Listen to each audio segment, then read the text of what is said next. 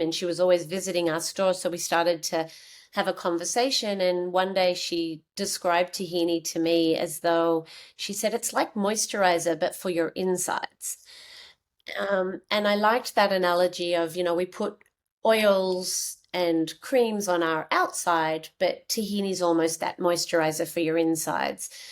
So I really loved that metaphor. But the big call out, if you're asking me about health benefits, the big call out that sesame brings is calcium. It's a hugely rich, it's a phenomenally rich source of calcium. And it has other benefits. I'm not a doctor, so I'm sometimes a little bit, or I'm not a nutritionalist, so I get self-conscious wanting to over, I don't want to own this conversation too much, but I do know from my extensive research and conversations with professionals on this topic that anyone with a osteo concern, or particularly for people like pregnancy or breastfeeding or even young children to promote really good bone health and bone growth, calcium is a phenomenal source for that. And I often talk to young parents and say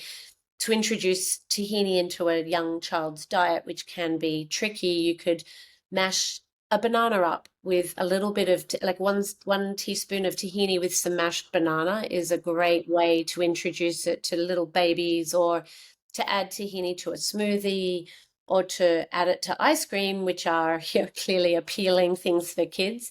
That's a really great way to introduce it. Yeah, it's also great just drizzled on a banana bread or a muffin or any of those vehicles which kids are more open to. Taking and eating and nibbling on, you can add a little drizzle on that and it's so nice. Yeah, yeah, I love that. Yeah.